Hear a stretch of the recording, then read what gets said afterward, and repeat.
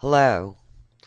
I'm introducing a training method, which actually I'm only a participant of. It came from trainers long ago, hundreds of years ago, ones I've never met, and I got it through my trainers. Uh, One from Sweden, Kerstin, and another one from Anton Rethy from Hungary, and on and on and on. You can read my background, if you will. But I've come to modernize it. It really isn't modernized, but I took classical music and I made it into jazz, I guess is a better analogy. And I'd like to call it hyperspace training. I guess if you want to get really clinical, it's a spherical trigonometry for you upper math people. And I'm not upper math, but physics have a great deal to do with horses. This is a helmet cam I was wearing as I warm up a racehorse here before she goes to the track. And basically, I just have a bridle and two reins, one on either side of her. And principally speaking, hyperspace meaning it's considers the physical reality like an egg or a yolk of an egg, but the shell is the astroplanes. And so, if I could be so bold as to make an analogy, a real horseman works betwixt the two. Horses aren't completely an archetype,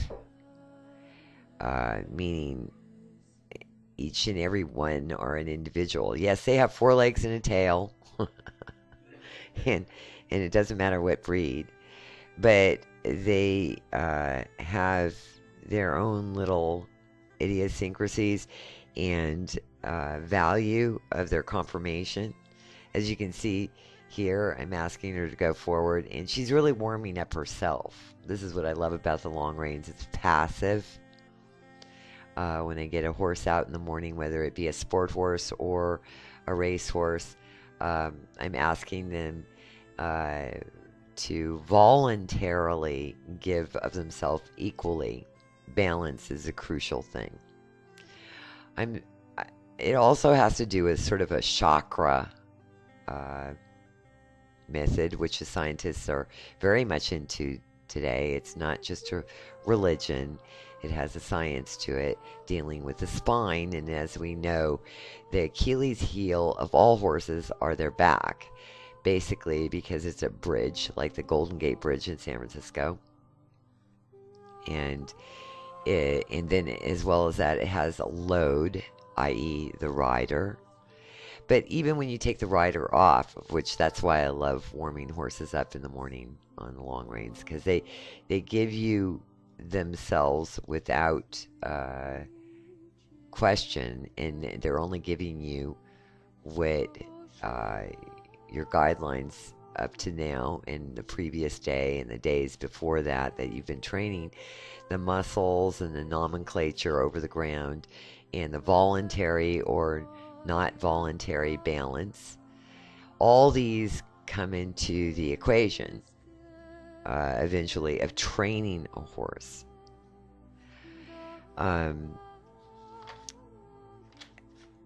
Much like chakra, I like to go to the left. And that was just something I studied recently. But horses love to go to the left first. I think I know why, but that's, blind studies on horses are near impossible. I've been at Newmarket in England. My aunt was a professor at Darwin, and she worked closely with the vet there at Newmarket. And so when you do blind studies on horses, it's pretty ridiculous because all of them are individuals, much like humans. I know we all like to be masterminds and say everything is like everything, but they are not. That's why we have the richness in society is not a scale. It's the wide breadth of differences. Um, anyway, as I warm her up, you'll see that she volunteers to the left, considerably different on her warm up than to the right. Inevitably, as I warm up her muscles, she gives to me to the right, but voluntarily. And I like to move with the horse. Nothing is correct or incorrect. What I mean by that is a lot of riders go out and say, I want the right lead, the left lead, and the horse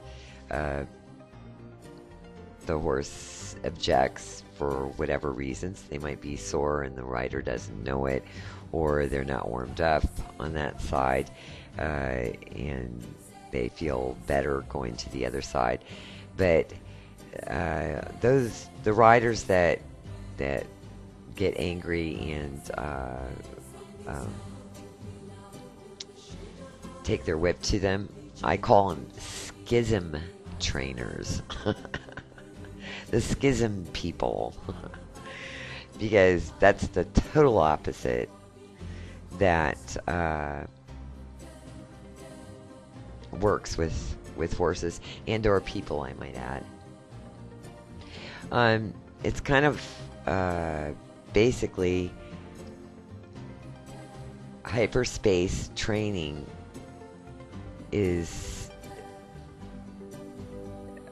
kind of the glue is you start with the shell like an egg, but the borderline around is all of physical, meaning of physical reality. But beyond that shell, the actual horse's skin, shoulders, legs, is the hyperspace part I'm talking about. And that's the glue that holds all the realities of astro and physical together. That's what you are as a trainer and a rider become. Because heels down don't make a better horse. Might make a better balanced rider, but doesn't make a better balanced horse. And much like to compare it, I guess better would be like ice, water, and steam.